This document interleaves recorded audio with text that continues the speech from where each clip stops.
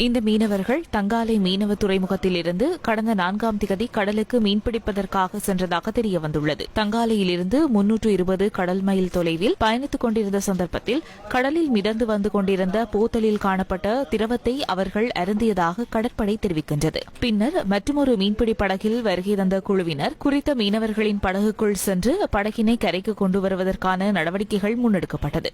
குறித்த படகு மணித்தியாலத்துக்கு 7 கடல் மைல் வேகத்தில் பயணம் செய்வதாக கடற்றொழில் பணிப்பாளர் நாயகம் சுசாந்த கஹவத்த தெரிவித்தார். இதனிடையே கவலைக்கிடமாக உள்ள மீனவர்களை விரைவாக கரைக்கு கொண்டு வருவதற்கான நடவடிக்கைகளை முன்னெடுக்குமாறு வலியுறுத்தி மீனவர்கள் உள்ளிட்ட சிலர் இன்று எதிர்ப்பில் ஈடுபட்டனர்.